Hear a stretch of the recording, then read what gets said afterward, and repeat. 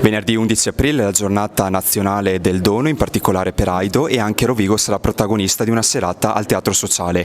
Assessore regionale Cristiano Corazzari, è un'occasione importante per rimarcare anche un contenuto e soprattutto un'informazione che deve passare per i giovani e al giorno d'oggi sempre più fondamentale. Sicuramente è una grande opportunità per sensibilizzare tutta la nostra comunità rispetto al dono, rispetto a quello spirito di grande solidarietà che ha sempre caratterizzato la regione del Veneto e che può dare una speranza di futuro e di vita a tante persone. La donazione e tutto ciò che riguarda la chirurgia correlata rappresenta una delle eccellenze della sanità veneta, ma per far questo occorre sempre di più sensibilizzare la popolazione affinché vi sia una propensione alla donazione e affinché vengano confutate quelle tante notizie false e contrastanti che vengono date su questo tema. È un tema di estrema importanza su cui occorre dare un messaggio corretto e occorre manifestare sempre di più una propensione alla donazione. Venerdì 11 il Teatro Sociale di Rovigo ospiterà una giornata importante non solo per la città ma anche per tutta Italia, la giornata del dono in collaborazione con Aido. Anche il Comune patrocina questo progetto, ma sarà anche una giornata proprio dedicata a sensibilizzare su questo tema fondamentale al giorno d'oggi.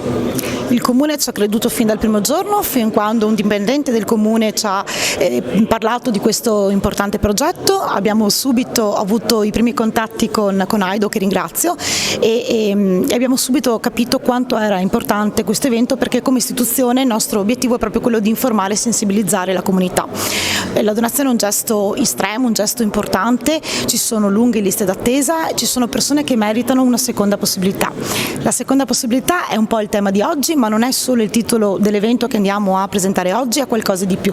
È un messaggio straordinario che deve arrivare un po' a tutti, perché questo è un gesto estremo, un gesto importante, ma anche di consapevolezza e di ovviamente seconda possibilità per tutti.